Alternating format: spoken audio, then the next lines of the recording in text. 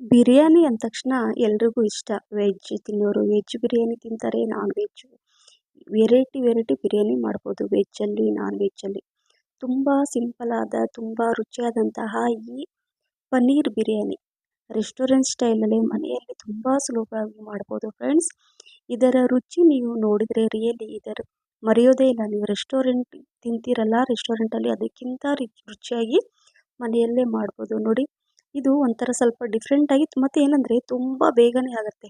ಏನಾದರೂ ಬಿರಿಯಾನಿ ತಿನ್ನಬೇಕಂತ ಅನಿಸಿದರೆ ಈ ರೆಸಿಪಿನ ಮಿಸ್ ಮಾಡದೆ ಮಾಡಿ. ಬನ್ನಿ ಯಾವ ರೀತಿ ಮಾಡೋದು ಅಂತ ನೋಡೋಣ. ಇಲ್ಲಿ ನಾನು 200 ಗ್ರಾಮಷ್ಟು ಪನ್ನೀರನ್ನು ತೊಗೊಂಡಿದ್ದೀನಿ. ಪನ್ನೀರು ಅಂದರೆ ಸ್ವಲ್ಪ ತೊಳ್ಕೊಳ್ಳೋಣ ಡೈರೆಕ್ಟಾಗಿ. ಯಾವುದೇ ಪನ್ನೀರ್ ಏನೇ ಯೂಸ್ ಮಾಡಿ ಸ್ವಲ್ಪ ತೊಳೆದ್ಬಿಟ್ಟು ಯೂಸ್ ಮಾಡಿ. ಸೊ ಈಗ ನಾನು ತೊಳೆದ್ಬಿಟ್ಟು ಈಗ ಇದನ್ನು ಕಟ್ ಮಾಡಿ ಇಟ್ಕೊಳ್ತೀನಿ. ಹೇಳಿದ್ನಲ್ವ ತುಂಬ ರುಚಿ ಬರುತ್ತೆ. ನಾನು ಮಾಡಿದ ರೀತಿಯಲ್ಲಿ ನೀವು ಮಾಡಿ. ಪನ್ನೀರ್ ಬೇರೆ ಇಷ್ಟು ಸುಲಭವಾಗಿ ಮನೆಯಲ್ಲೇ ಮಾಡ್ಬೋದಾ? ಹೋಗಿ ನಾವು ರೆಸ್ಟೋರೆಂಟ್ಗೆಲ್ಲ ತಿಂತೀವಿ, ಯಾಕೆ ನಾವು ಮನೆಯಲ್ಲೇ ಮಾಡಬಾರ್ದು ಅಂತ ನಿಮ್ಗೆ ಅನಿಸುತ್ತೆ ಖಂಡಿತ. ಈಗ ನಾನು ನೋಡಿ ಈ ರೀತಿಯಾಗಿ ಎಲ್ಲ ಒಂದೇ ಸೈಜಲ್ಲಿ ಕಟ್ ಮಾಡಿಕೊಂಡು ಈಗ ಒಂದು ಬಟ್ಲಲ್ಲಿ ಹಾಕ್ಕೊಂಡಿದ್ದೀನಿ ನೋಡಿ. ಈ ಸೈಜಲ್ಲಿ ಇರಬೇಕು.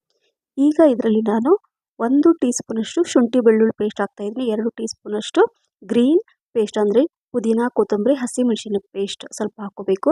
ಸ್ವಲ್ಪ ಅರಿಶಿಣ, ಸ್ವಲ್ಪ ಜೀರಿಗೆ ಪುಡಿ, ಸ್ವಲ್ಪ ಧನಿಯಾ ಪುಡಿ, ಹಾಗೆ ಸ್ವಲ್ಪ ಗರಂ ಮಸಾಲ 1/4 ಟೀ ಸ್ಪೂನಷ್ಟು, ರುಚಿಗೆ ತಕ್ಕಷ್ಟು ಉಪ್ಪು ಮತ್ತು 2 ರಿಂದ 3 ಟೀ ಸ್ಪೂನಷ್ಟು ಮೊಸರು ಕರ್ಡ್ ಹಾಕ್ಕೋಬೇಕಾಗತ್ತೆ. ಮೊಸರು ಹಾಕ್ಕೊಂಡು ನೀಟಾಗಿ ಎಲ್ಲ ಈ ರೀತಿಯಾಗಿ ಮಿಕ್ಸ್ ಮಾಡ್ಕೋಬೇಕು. ಮಿಕ್ಸ್ ಮಾಡ್ಕೊಂಡ ನಂತರ ಇದನ್ನು ಸ್ವಲ್ಪ ಹೊತ್ತು ಒಂದು 5 ರಿಂದ 10 ನಿಮಿಷ ಹಾಗೆ ಇಡೋಣ. ಅಷ್ಟರಲ್ಲಿ ನಾನು ಇಲ್ಲಿ ಅನ್ನನ ಬೇಯಿಸಲಿಕ್ಕೆ ಇಡ್ತೀನಿ. ಇಲ್ಲಿ ನಾನು ಅಂದರೆ ಮಣ್ಣಿನ ಪಾತ್ರೆನ ಯೂಸ್ ಮಾಡ್ತಾ ಇದ್ದೀನಿ. ಇದರಲ್ಲಿ ಮಾಡೋದು ಅಡುಗೆ ತುಂಬ ರುಚಿಯಾಗಿರುತ್ತೆ. ಇಲ್ಲಿ ನಾನು ಒಂದು ಪಾತ್ರೆ ಇಟ್ಕೊಂಡು ಇದರಲ್ಲಿ ಒಂದು 3 ರಿಂದ 4 ಗ್ಲಾಸಷ್ಟು ನೀರನ್ನು ಹಾಕ್ಕೊಳ್ತೀನಿ. ಪಲಾವ್ ಎಲೆ ಹಾಕ್ಕೋಬೇಕು, 2 ಇಂಚಷ್ಟು ಚಕ್ಕೆ, ಸ್ವಲ್ಪ ಬಡೆ ಸೋಪು, 4 ರಿಂದ 5 ಲವಂಗ, ಹಾಗೆ 4 ರಿಂದ 5 ಏಲಕ್ಕಿ, ರುಚಿಗೆ ತಕ್ಕಷ್ಟು ಉಪ್ಪು. ಅಂದರೆ ಸ್ವಲ್ಪ ಉಪ್ಪು ಹೆಚ್ಚು ಕಡಿಮೆ ನೋಡಿಕೊಂಡು ಹಾಕ್ಕೋಬೇಕು. ಯಾಕಂದರೆ ನಾನು ತೋರಿಸ್ತೀನಿ, ಆಮೇಲೆ ಬೇಕಾದರೆ ಮತ್ತೆ ಆ್ಯಡ್ ಮಾಡ್ಬೋದು. ನಾವು ಪನ್ನೀರಲ್ಲೂ ಕೂಡ ಉಪ್ಪನ್ನು ಹಾಕಿದ್ದೀವಿ. ಸೊ ಈಗ ನೀರು ಬಿಸಿ ಆಗೋದ್ರೊಳಗೆ ಇಲ್ಲಿ ನಾನು ಬಾಸುಮತಿ ರೈಸನ್ನು ಯೂಸ್ ಮಾಡ್ತಾ ಇದ್ದೀನಿ. ಅಥವಾ ನೀವು ಯಾವುದಾದ್ರೂ ಮನೆಯಲ್ಲೇ ರೆಗ್ಯುಲರ್ ಆಗಿ ಯೂಸ್ ಮಾಡುವಂಥ ಅಕ್ಕಿ ಕೂಡ ಮಾಡಿ. ಬಟ್ ಬಾಸುಮತಿ ರೈಸನ್ನು ಯೂಸ್ ಮಾಡಿ ಈ ಪನ್ನೀರ್ ಬಿರಿಯಾನಿ ಮಾಡಿದರೆ ತುಂಬ ರುಚಿಯಾಗಿರುತ್ತೆ. ಹಾಗಾಗಿ ಇಲ್ಲಿ ನಾನು ಒಂದು ಅರ್ಧ ಅಥವಾ ಒಂದು ಅರ್ಧಕ್ಕಿಂತ ಸ್ವಲ್ಪ ಕಮ್ಮಿ ಇದೆ, 1/4 ಗ್ಲಾಸ್ ಅಂತ ಹೇಳ್ಬೋದು ನೋಡಿ. ಇಷ್ಟು ಅಕ್ಕಿನ ಹಾಕ್ಕೊಂಡು ಈಗ ಇದನ್ನು ನಾನು ಒಂದು 2 ರಿಂದ 3 ಟೈಮ್ ನೀಟಾಗಿ ತೊಳ್ಕೊಂಡು ಈಗ ತಂದಿದ್ದೀನಿ. ಸೊ ಈಗ ಅಕ್ಕಿ ತೊಳೆದಿರೋದನ್ನು ಈಗ ಏನು ಮಾಡ್ತಾ ಇದ್ದೀನಿ ಅಂದರೆ, ಈಗ ನೀರು ಕುದೀತಾ ಇದೆ ಅಲ್ವಾ, ಬಿಸಿಯಾಗಿದೆ ನೀರು, ಅದನ್ನು ಇದರಲ್ಲಿ ಹಾಕ್ಕೋಬೇಕು. ಹಾಕ್ಕೊಂಡು ಒಂದು ಮೀಡಿಯಮ್ ಫ್ಲೇಮಲ್ಲಿ ಇದನ್ನು ಕುದಿಲಿಕ್ಕೆ ಬಿಡ್ತೀನಿ.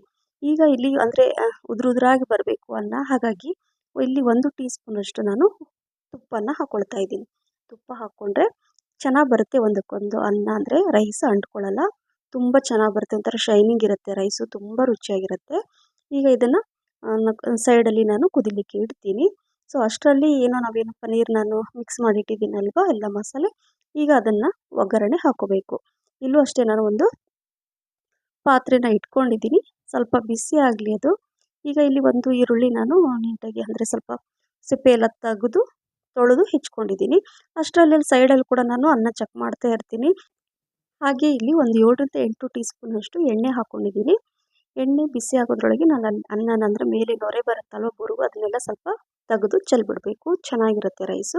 ಎಣ್ಣೆ ಬಿಸಿ ಆದಮೇಲೆ ಪಲಾವ್ ಎಲೆ, ಏಲಕ್ಕಿ, ಸ್ವಲ್ಪ ಬಡೆ ಸೋಂಪು, ಹಾಗೆ ಲವಂಗ, ನಂತರ ಹೆಚ್ಚಿರುವಂಥ ಒಂದು ಈರುಳ್ಳಿನ ಹಾಕ್ಕೊಂಡು ಸ್ವಲ್ಪ ಈರುಳ್ಳಿ ಸ್ವಲ್ಪ ಕಲರ್ ಚೇಂಜ್ ಆಗಬೇಕು. ಫುಲ್ ಬ್ರೌನ್ ಕಲರ್ ಆಗೋ ತನಕ ಈರುಳ್ಳಿನ ಫ್ರೈ ಮಾಡ್ಕೋಬೇಕು.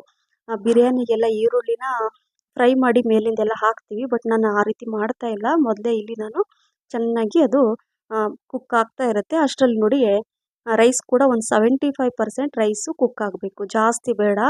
ಇದನ್ನು ಹೇಳ್ತೀನಿ ಯಾಕೆ ಅಂತ. ಮತ್ತೆ ಇದನ್ನು ನಾನು ಕುಕ್ ಅಂದರೆ ಬೇಯಿಸ್ಲಿಕ್ಕೆ ಇಡಬೇಕಾಗತ್ತೆ ನೋಡಿ.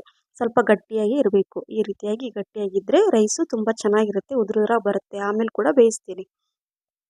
ಈಗ ಏನು ಈರುಳ್ಳಿ ನೋಡಿ ಈ ರೀತಿ ಕಲರ್ ಚೇಂಜ್ ಆಗಬೇಕು, ಹೇಳಿದ್ನಲ್ವ. ಈ ಬಿರಿಯಾನಿಗೆ ಇದೇ ರೀತಿಯಾಗಿ ನಾನು ಈರುಳ್ಳಿನ ಬೇಯಿಸ್ಕೊಂಡಿದ್ದೀನಿ. ಹಾಗೆ ಟೊಮೆಟೊ ಕೂಡ ನಾನು ಹಾಕಿ, ಒಂದು ಟೊಮೆಟೊ ಹಾಕಿದ್ದೆ, ಅದು ಕೂಡ ಬೆಂದ ಮೇಲೆ ಈಗ ಏನು ಪನ್ನೀರೆಲ್ಲ ಮಿಕ್ಸ್ ಮಾಡಿಟ್ಟಿದ್ವಲ್ಲ ಮಸಾಲೆ, ಅದನ್ನು ಇದರಲ್ಲಿ ಹಾಕ್ಕೋಬೇಕು.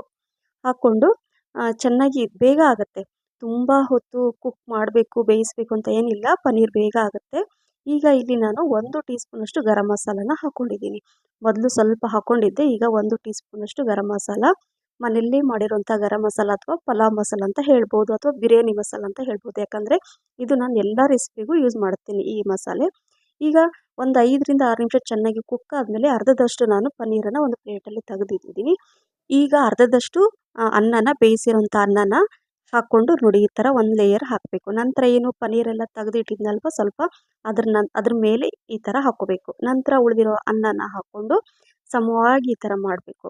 ಈ ರೀತಿ ಮಾಡಿದ್ರೆ ಏನಾಗುತ್ತಂದರೆ ಈ ಬಿರಿಯಾನಿ ತುಂಬ ರುಚಿಯಾಗಿರುತ್ತೆ. ಹೇಳಿದ್ನಲ್ವ ರೆಸ್ಟೋರೆಂಟ್ ಸ್ಟೈಲಲ್ಲೇ ನಾನು ಮಾಡ್ತಾ ಇದ್ದೀನಿ ಮನೆಯಲ್ಲೇ ಅಂತ. ನೋಡಿ ಈ ಥರ ಎಲ್ಲ ಹಾಕಿದ ಮೇಲೆ ಈಗ ಸ್ವಲ್ಪ ಮೇಲೆ ಗರಂ ಮಸಾಲ ಹಾಕ್ತಾಯಿದ್ದೀನಿ. ಜಸ್ಟ್ ಒಂದು 1/4 ಟೀ ಸ್ಪೂನಷ್ಟು ಗರಂ ಮಸಾಲ ಹಾಕ್ಕೋಬೇಕು. ಈಗ 2ರಿಂದ 3 ಟೀ ಸ್ಪೂನಷ್ಟು ತುಪ್ಪ ಹಾಕ್ಕೊಳ್ತಾ ಇದ್ದೀನಿ. ತುಪ್ಪ ಕೂಡ ಮನೇಲೇ ಮಾಡಿರೋಂಥ ತುಪ್ಪ. ನೋಡಿ ಮೊದಲು ನಾನು ಗರಂ ಮಸಾಲ ಹಾಕಿದೆ, ತುಪ್ಪ ಹಾಕಿದೆ. ಈಗ ಒಂದು 4ರಿಂದ 5 ಟೀ ಸ್ಪೂನಷ್ಟು ಹಾಲಲ್ಲಿ ಇದು ಫುಡ್ ಕಲರ್, ಜಸ್ಟ್ ಒಂದು ಚಿಟಿಕೆ ಫುಡ್ ಕಲರ್ ಹಾಕಿಬಿಟ್ಟು ಮಿಕ್ಸ್ ಮಾಡಿ ಈ ರೀತಿಯಾಗಿ ಹಾಕ್ಕೋಬೇಕು. ಆವಾಗ ಏನಾಗುತ್ತಂದರೆ ರೆಸ್ಟೋರೆಂಟ್ ಸ್ಟೈಲಲ್ಲೇ ರೈಸ್ ಬರುತ್ತೆ. ಸ್ವಲ್ಪ ಹೆಚ್ಚಿರುವಂತಹ ಪುದೀನ ಸೊಪ್ಪು ಮತ್ತು ಕೊತ್ತಂಬರಿ ಸೊಪ್ಪು ಎರಡೂ ಹಾಕ್ಕೊಂಡಿದ್ದೀನಿ. ಸ್ವಲ್ಪ ಜಾಸ್ತಿ ಪ್ರಮಾಣದಲ್ಲಿ ಹಾಕ್ಕೊಂಡು ಇದನ್ನು ಮುಚ್ಚಿಟ್ಬಿಡಬೇಕು. ಸೊ ಈ ಲಿಡ್ಡನ್ನು ಮುಚ್ಚಿದ ಮೇಲೆ ನಾನು ಹೇಳಿದ್ನಲ್ವ ಇದಕ್ಕೆ ದಮ್ ಕೊಡಬೇಕು. ದಮ್ 2 ರೀತಿಯಲ್ಲಿ ಕೊಡ್ಬೋದು. ಒಂದು ಈ ರೀತಿಯಾಗಿ ಕೊಡ್ಬೋದು, ಒಂದಿಲ್ಲ ಅಂದರೆ ಗೋಧಿ ಹಿಟ್ಟನ್ನು ಕಲಸಿಬಿಟ್ಟು ಮೇಲೆ ಏನು ನೀವು ಪ್ಲೇಟ್ ಮುಚ್ಚಿದ್ರಲ್ಲ ಅದಕ್ಕೆಲ್ಲ ಕವರ್ ಮಾಡ್ಬೋದು, ಆ ರೀತಿಯಾಗೂ ಕೊಡ್ಬೋದು. ನಾನು ಇವತ್ತು ಈ ರೀತಿಯಾಗಿ ಅಂದರೆ ಕ್ವಾಂಟಿಟಿ ಕಡಿಮೆ ಇದೆ ಅಲ್ವಾ, ಸೊ ಹಾಗಾಗಿ ನಾನು ಈ ರೀತಿಯಾಗಿ ನೋಡಿ ಒಂದು ಹಂಚಿಟ್ಟಿದ್ದೀನಿ. ಸಿಮ್ಮಲ್ಲೇ ಇದು ಒಂದು 10 ನಿಮಿಷ ನಾನು ದಮ್ ಕೊಡ್ತಾ ಇದ್ದೀನಿ ಈ ರೀತಿಯಾಗಿ. ಸೊ ಈಗ ಒಂದು 10 ನಿಮಿಷದ ನಂತರ ನಾನು ಗ್ಯಾಸ್ ಫ್ಲೇಮನ್ನು ಆಫ್ ಮಾಡಿಬಿಟ್ಟು ನಿಮಗೆ ತೋರಿಸ್ತೀನಿ. ನೋಡಿ ತುಂಬ ಚೆನ್ನಾಗಿ ಬಂದಿದೆ. ಮೊದಲು ನಾವು ರೈಸನ್ನು 75% ಅಷ್ಟು ಬೇಯಿಸಿದ್ದೀವಿ. ನಂತರ ಈ ರೀತಿಯಾಗಿ ದಮ್ ಕೊಟ್ಟರೆ ರೈಸ್ ತುಂಬ ಚೆನ್ನಾಗಿ ರುಚಿ ಬರುತ್ತೆ, ಉದುರಾಗಿ ಬರುತ್ತೆ. ರಿಯಲಿ ಫ್ರೆಂಡ್ಸ್, ಯಾವ ರೆಸ್ಟೋರೆಂಟಲ್ಲೂ ಸಿಗಲ್ಲ, ಅಷ್ಟೊಂದು ರುಚಿಯಾಗಿರುತ್ತೆ ನೋಡಿ ಅಲ್ವಾ. ಎಷ್ಟು ಚೆನ್ನಾಗಿ ಬಂದಿದೆ ಅಂದರೆ ನೀವು ಒಮ್ಮೆ ಮಾಡಿ ತಿಂದ ಮೇಲೇ ಗೊತ್ತಾಗುತ್ತೆ ಇದರ ರುಚಿ. ಹಾಗಾಗಿ ಮಿಸ್ ಮಾಡದೆ ಒಮ್ಮೆ ಮಾಡಿ ಅಂತ ಹೇಳ್ತಾ ಇದ್ದೀನಿ. ನೋಡಿ ತುಂಬ ಚೆನ್ನಾಗಿ ಬಂದಿದೆ. ಈ ಪನ್ನೀರ್ ದಮ್ ಬಿರಿಯಾನಿ ಅಂತ ಕೂಡ ಹೇಳ್ಬೋದು. ಹಾಗಾಗಿ ರೆಸ್ಟೋರೆಂಟ್ ಸ್ಟೈಲಲ್ಲಿ ನಾನು ತುಂಬ ಸಿಂಪಲಾಗಿ ಮನೆಯಲ್ಲೇ ಮಾಡಿದ್ದೀನಿ. ನಿಮ್ಗೆಲ್ರಿಗೂ ಇಷ್ಟ ಆಗಿದೆ ಅಂತ ಅಂದ್ಕೊಂಡಿದ್ದೀನಿ ಫ್ರೆಂಡ್ಸ್. ಈ ರೀತಿ ಮಾಡಿ ನೀವು ಮನೆಗೆ ಎಲ್ರಿಗೂ ಕೊಡಿ. ನೀವು ರಿಯಲಿ ಅವರೆಲ್ಲ ತಿಂದು ಮತ್ತೆ ಪದೇ ಪದೇ ಇದೇ ರೀತಿ ಮಾಡು ಅಂತ ಹೇಳ್ತಾರೆ. ಮನೆಯಲ್ಲೇ ಮಾಡಿದ್ದೀವಿ ಅಂತ ಹೇಳಿದರೆ ಅವ್ರು ನಂಬೋದಿಲ್ಲ, ಅಷ್ಟು ರುಚಿಯಾಗಿರುತ್ತೆ ಇದು. ಹಾಗಾಗಿ ಮಿಸ್ ಮಾಡದೆ ನೀವು ಮಾಡಿ ಅಂತ ಹೇಳ್ತಾ, ಈ ರೆಸಿಪಿ ನಿಮಗೆ ಇಷ್ಟ ಆಗಿದ್ದರೆ ಲೈಕ್, ಶೇರ್, ಕಮೆಂಟ್ಸ್ ಮತ್ತು ಸಬ್ಸ್ಕ್ರೈಬ್ ಮಾಡೋದನ್ನು ಮರಿಬೇಡಿ. ಹಾಗೆ ನಿಮ್ಮ ಫ್ರೆಂಡ್ಸ್ ಮತ್ತು ಫ್ಯಾಮಿಲಿ ಕೂಡ ಶೇರ್ ಮಾಡಿ. ನನ್ನ ಫೇಸ್ಬುಕ್ ಪೇಜ್ ಫಾಲೋ ಮಾಡೋದನ್ನು ಮರಿಬೇಡಿ ಅಂತ ಹೇಳ್ತಾ, ನೋಡಿದ್ರಲ್ಲ ಎಷ್ಟು ರುಚಿಯಾಗಿ ಕಾಣಿಸ್ತಾ ಇದೆ. ನೋಡ್ಲಿಕ್ಕೆ ಕೂಡ ತುಂಬ ಚೆನ್ನಾಗಿ ಕಾಣಿಸ್ತಾ ಇದೆ. ರುಚಿ ಅಂತೂ ಸೂಪರ್. ಮತ್ತೆ ಇನ್ನೊಂದು ರೆಸಿಪಿ ಜೊತೆ ಸಿಗ್ತೀನಿ. Thank you for watching. Bye.